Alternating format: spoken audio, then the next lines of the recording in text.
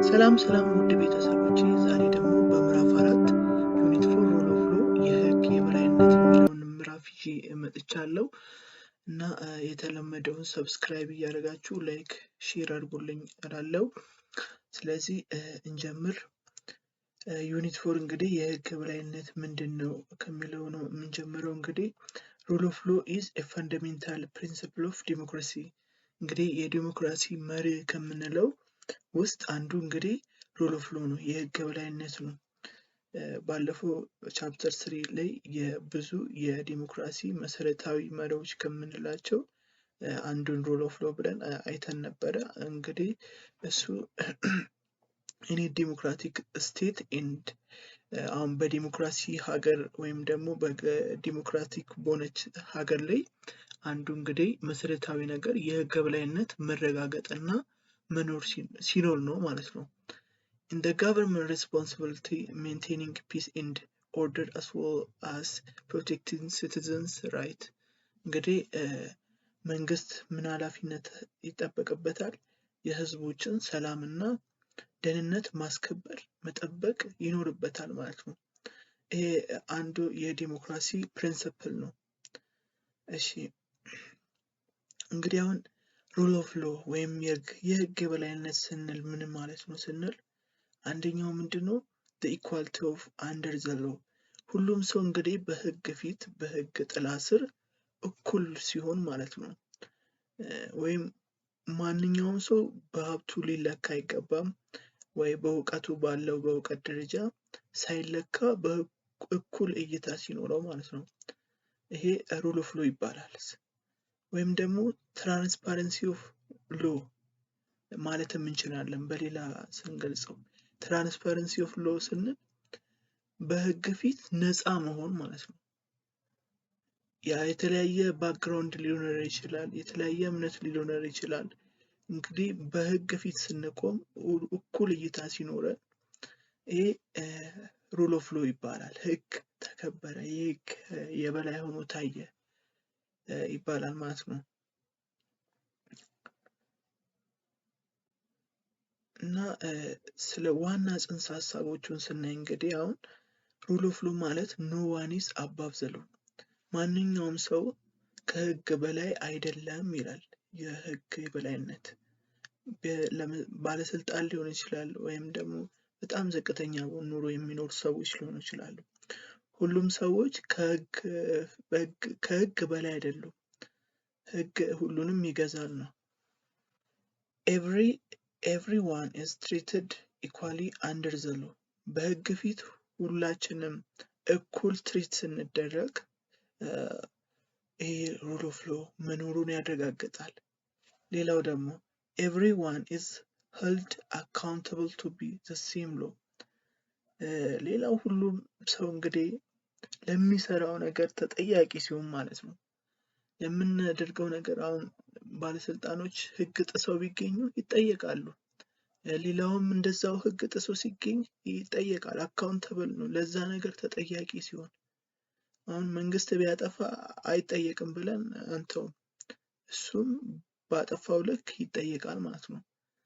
ሌላው ደግሞ there are clear and fair process of enforcing law። ህግን ስናስፈጽም ግልጽና ፍትሃዊነትን ባማከለ መልኩ ማስፈጸም አለብን። ሌላው ደግሞ there is independent judiciary and human right guaranteed for all። እንግዲህ የሰዎች አሁን ሰብአዊ መብት የምንላቸው በህይወት የመኖር መብት አለ፣ the right of privacy አለ፣ the right of accused person ያለውን ማንም ሰው አሁን በህግ ጉዳይ አሁን አንድ ወንጀል ሰርተን ወደ እስር ቤት ምናምን ለመወሰድ ስንፈልግ አካላዊ ጉዳት መድረስ የለበትም፣ ወይም ደግሞ የሆነ ፖሊሱ በሆነ ነገር ሊቀጠን አይገባም። እዛ ሄደን ነው ከህግ አንጻር መቀጣት ያለብን ነው ሩል ኦፍ ሎ የሚለው። ስለዚህ ምንድነው እነዚህ የህይወት የመኖር መብት ወይም የአካላዊ መብቶቻችን መጠበቅ አለባቸው ከህግ አንጻር ማለት ነው። ይሄውን ስለዚህ ሩል ኦፍ ሎ are abiding social rules or regulation እንግዲህ የማህበረሰቡን ህጎችና ደንቦች በውስጡ ይዞ ይገኛል። የህግ የበላይነት ህግ ስንል ስለዚህ አሁን ከማህበረሰቡ ነው ሲወጣ መጀመሪያ ህግ ሲዘጋጅ ማህበረሰቡ አምኖበት ተስማምቶበት ስለሚያወጣው ምን ማድረግ አለበት? ያን ነገር ተቀብሎ መከተል አለበት። መጀመሪያ ሲያወጣው ህጎቹን ከማህበረሰቡ ዘንድ ስለሚወጣ ማለት ነው። that we must be all follow laws protect social safety and citizens right from other violation ስለዚህ እንግዲህ ከኛው ስለሚወጣው ህጎቹ እንግዲህ ጥሰት ሲካሄድ እነዛ ነገሮች ህጎቹ እኛን ሊጠብቁን ይገባል ማለት ነው። የተለያዩ ድርጅቶች ሊሆኑ ይችላሉ፣ ኦርጋናይዜሽንስ፣ ጋቨርንመንት itself እነዚህ ሁሉ ምንም መጣስ የለባቸው። እኛ ህግን መጣስ የለብንም። የተለያዩ ድርጅቶች ህግን ማክበር አለባቸው ነው። አሁን እንግዲህ law governs much what people do in daily basis እንግዲህ አሁን ህግ የሚገዛን በህይወት በየጊዜ የምናደርገውን ነገር በህግ መሰረት ትክክል ነው ወይስ አይደለም የሚለውን እያገናዘብን ማድረግ አለብን ነው። laws can inform us about rights and responsibilities እንግዲህ ህጎች ምን እንድናውቅ ያደርጉናል? መብታችንን እና ደግሞ ኃላፊነታችንን። አሁን ለምሳሌ እንደ ተማሪ ስንመጣ አንድ ተማሪ የመማር መብት አለው፣ የማወቅ መብት አለው። እነዚህን ነገሮች እንዲከበሩለት ይፈልጋል። ሌላው ሬስፖንሲቢሊቲ፣ ሌላው ኃላፊነቱ ደግሞ ትምህርት ቤት ውስጥ የተለያዩ ህጎች ይወጣሉ። እነሱን ማክበርና ለነሱ ህጎች መገዛት አለበት ማለት ነው። ይሄ እንግዲህ ሩል ኦፍ ሎ በአጠቃላይ ሳማራይዝ ስናደርገው ሩል ኦፍ ሎ ሚንስ ኖ ዋን ሪች ኦር ፑር ሩል ኦር ሩልድ። እንግዲህ ምንድነው ሩል ኦፍ ሎ የምንለው ስናጠቃልል ሀብታም ሊሆን ይችላል ወይም ድሃ ልንሆን እንችላለን። በህግ ፊት እኩል ስንሆን ኖ ማን አባቭ ዘ ሎ። እንግዲህ ቴዎድሮስ ሩዝቬልት የሚባል አሜሪካዊ ነው እና ይሄ ምን አለው? ሩል ኦፍ ሎ ምን አለ? ኖ ማን ኢዝ አባቭ ዘ ሎ ኤንድ ኖ ማን ኢዝ ቢሎ ኢት። ማንኛውም ሰው ከህግ በላይ አይደለም፣ ማንኛውም ሰው ደግሞ ከህግ በታች አይደለም ማለት ነው። ይሄን ስሎጋን አስቀምጦ ይታያል ማለት ነው በህግ ዙሪያ። law is considered unjust if the discriminated against citizens based on genders። እንግዲህ አሁን ህግ ተጥሷል ብለን ልናወራ የምንችለው ምን ሲሆን ነው? አንድ ሰው በጀንደር በጾታ ጉዳይ፣ በከለር፣ ሬስ ኦር ስታተስ፣ በዘር ምክንያት፣ በቀለማችን እና ደግሞ በጾታችን መድሎ ሲደረግብን ማለት ነው። በፊት አሁን በኢትዮጵያ ታሪክ ውስጥ ሴቶች እንደዚህ በቃ ወጥተው መማር አይችሉም እና በአጠቃላይ ቤት ውስጥ ብቻ ተወስኖ ነው የሚቀመጡት እና የቤት ስራ ለሴት፣ የወንድ ስራ ደግሞ የውጭ ስራ ላይ ደግሞ ወንዶች ናቸው ፓርቲሲፔት የሚያደርጉት። የሚማሩት ወንዶች ነበሩ። አሁን ግን ያው እኩልነት ስለመጣ ሁሉም ዜጎች በእኩል ነው የሚታዩት ማለት ነው። ስለዚህ አሁን በዛን ጊዜ የነበረው ምንድነው ማለት ነው? አንጀስት አክሽን ወይም ደግሞ ህግ ጥሰት ነበረ ማለት ነው። ስለዚህ የህግ የበላይነት ይሄን ያስከብራል። እነዚህ ነገሮች እንዲኖሩ የህግ የበላይነት ያስፈልጋል። ሌላው ደግሞ ሶርስ ኦፍ ሩል ኦፍ ሎ፣ የህግ ወይም ደግሞ የህጎች ምንጭ አላቸው። መነሻቸው ምንድነው? ከምን ተነስተው ነው እነዛ ህጎች ሊወጡ የሚችሉት? እንግዲህ የተለያዩ ምንጮች አሉት። እነዚህ አሁን ከሀገር የሀገርን ነገር ስለሚገልጹ እነዚህ ህጎች ከየት ነው የሚወጡት ብለን መረዳት ያስፈልጋል። እንግዲህ እንደ ፕራይመሪ ወይም ደግሞ እንደ መጀመሪያ ምንጭ ተደርጎ የሚቆጠሩ 4 ካታጎሪዎች አሉ። አንደኛው the primary can divide into 4 ነው። የመጀመሪያው እንግዲህ ህገ መንግስት ነው። ህገ መንግስት እንደምናውቀው ህገ መንግስት የህጎች ሁሉ የበላይ ህግ ነው። ሀገሪቱ ውስጥ ካሉ ህጎች ሁሉ የበላይ ህግ ሆኖ ያገለግላል እና እነዚህ ህጎች ደግሞ ከሱ ይቀዳሉ ማለት ነው። የተለያዩ ህጎች ህገ መንግስቱን ተመስርተን እናውጣቸዋለን። ለምሳሌ አሁን የቤተሰብ ህግ የሚባል አለ፣ የወንጀለኛ መቅጫ ህግ የሚባሉ አሉ። እነዚህ ህጎች የሰብአዊ መብቶች ህግ ብዙ አሉ የህግ አይነቶች እና ከምንድን ነው የሚነሱት? ከህገ መንግስቱ አንፃር ነው ማለት ነው። Constitution is a power map containing a set of principles። እንግዲህ ህገ መንግስት እንደ ካርታ ማየት እንችለዋለን። የተለያዩ መሪዎችን በውስጡ አቅፎ ይገኛል።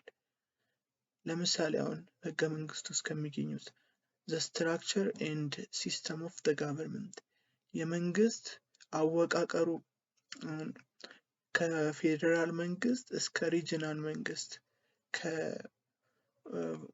ከፌደራሉ እስከ ክልል ድረስ ያለው አወቃቀሩ ምን መሆን አለበት የሚለው በህገ መንግስት ውስጥ ተቀምጦ ይገኛል። ሌላው describe institution and manner in which work and relate to one another እና የተለያዩ ድርጅቶች እንዴት ስራቸውን ማከናወን አለባቸው በህገ መንግስቱ መሰረት ሚሉ ሀሳቦች በውስጡ ተካተው ይገኛል። ሌላው ደግሞ ህገ መንግስት ዋናው both limit on government power and the right of citizens እንግዲህ መንግስት የህገ መንግስቱ ምንን ይቆጣጠርልናል?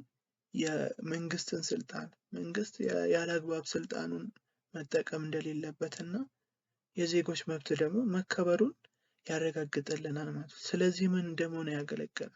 ከዚህኛው ከህገ መንግስቱ እነዚህ ሎስ ህጎች ይቀዳሉ ማለት ወይም ደግሞ በዚህ ህገ መንግስት ላይ ተመስርተን ህጎችን ልናወጣ እንችላለን።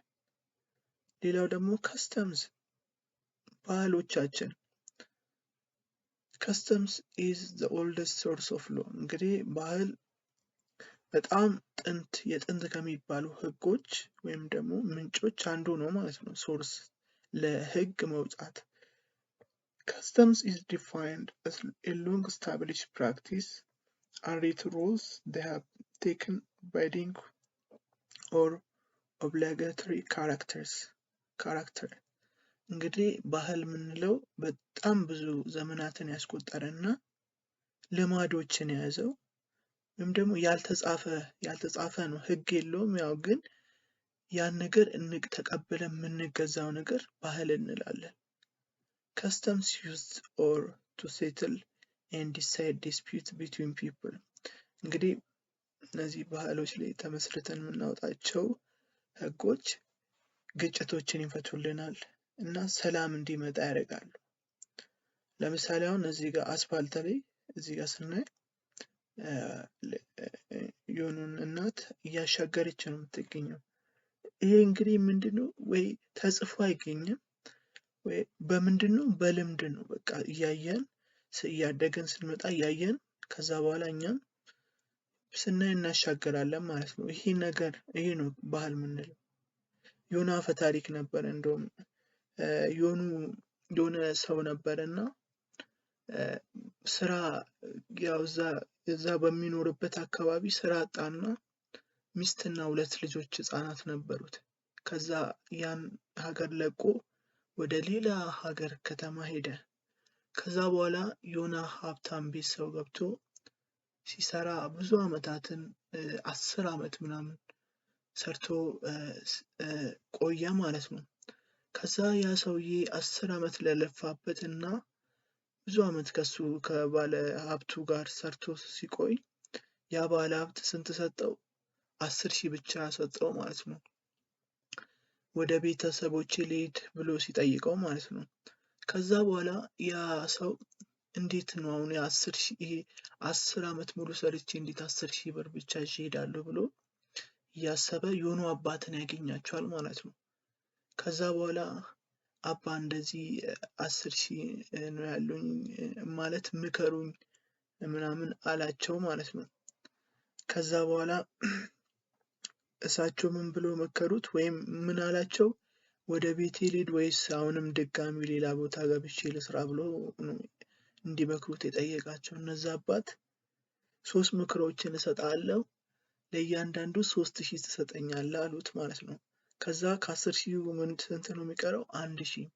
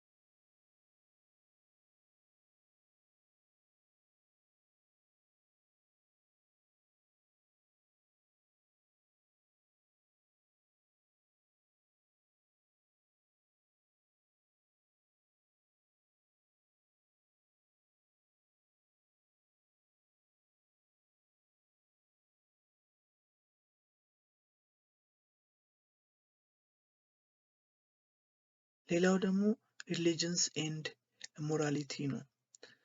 ሪሊጅን እምነትና ሞራሊቲ አለ። ሪሊጅንስ ያው ሃይማኖት እንግዲህ ሪሊጅንስ ኤንድ ሩልስ ኢመርጅ ናቹራሊ ኢን ኤቭሪ ሶሳይቲ አስ ሂውማን ቢንግ ቱ ኦብዘርቭ።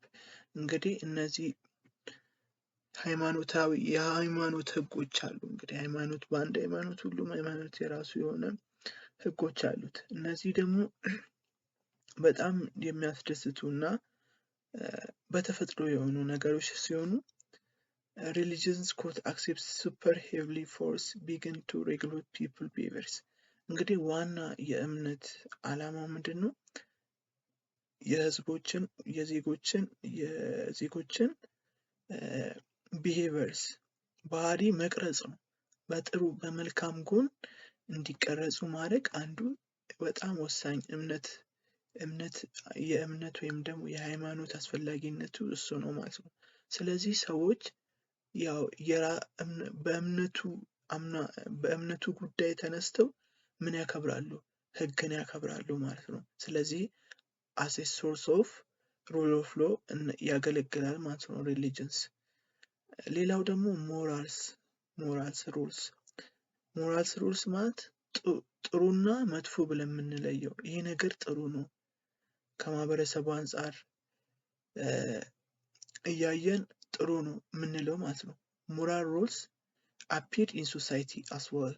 እንግዲህ በማህበረሰብ ውስጥ የሚኖሩ ነገሮች ናቸው ሞራልስ ሩልስ as ዲፋይን ሳደርግ ጉድ ኦር ባድ ይህን ነገር ጥሩ ነው ወይም ደግሞ ትክክል ነው አይደለም ብለን የምንለየው ማለት ነው። ራይት ኦር ሮንግ a society or religion's moral code provide necessary material for regulating people action። እንግዲህ እነዚህ የሃይማኖትና የማህበረሰብ ሞራልስ የምንላቸው በጣም አስፈላጊ ናቸው። አሁን ለምሳሌ ሞራልስ ሩልስ የምንላቸው ለምሳሌ ዶንት ቢ ቻት፣ አሁን አትስረቅ ወይም ደግሞ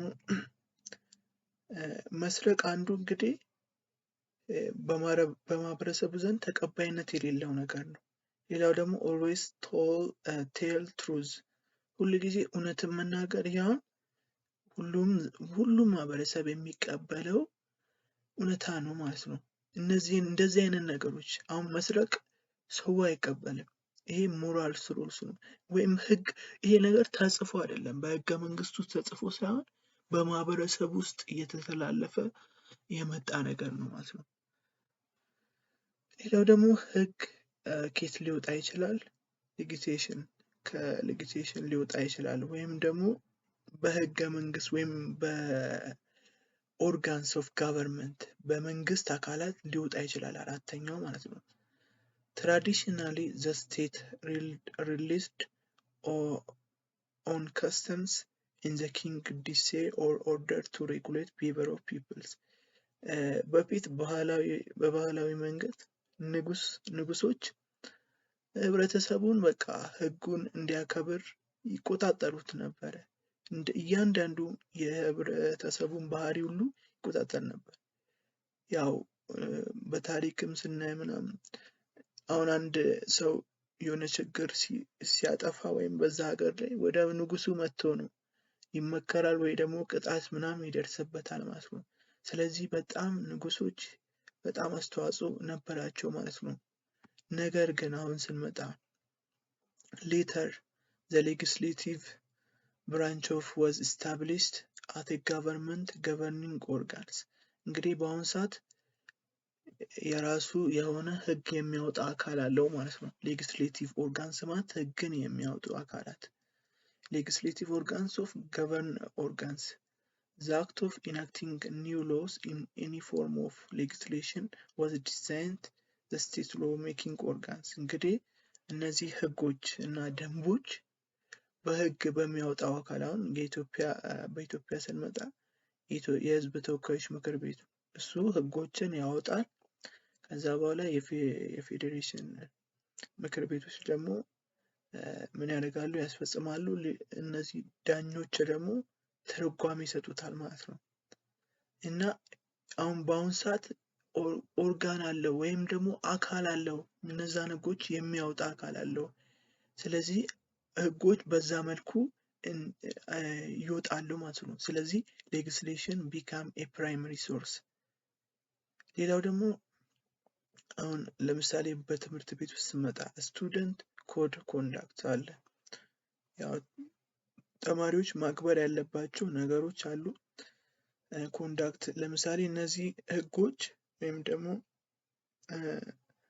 ደንቦች ተማሪዎቹ ብቻ አይደለም፣ ስቱደንት አሉ፣ ቲቸርስ፣ አድሚኒስትሬቲቭ አስተዳደሩም ሁሉ ሊከተላቸው የሚገቡ ህጎች ናቸው ማለት ነው። ለምሳሌ አሁን ክላስሩም ሩልስ ኤንድ ሬጉሌሽን ቱ ካም ኦን ታይም ቱ ክላስ፣ ያ በሰዓት መገኘት አለብን ክፍል ሳይጀመር ማለት ነው።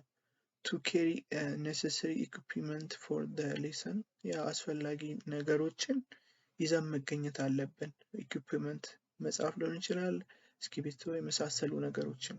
ቱ ቢ ድሬስድ ዘ ስኩል ዩኒፎርም ፕሮፐርሊ ዩኒፎርምን በስርዓት መልበስ አለብን። እሺ ፎሎ ኢንስትራክሽን አቴንቲቭሊ እነዛ ኢንስትራክሽኖችን መከተል አለብን።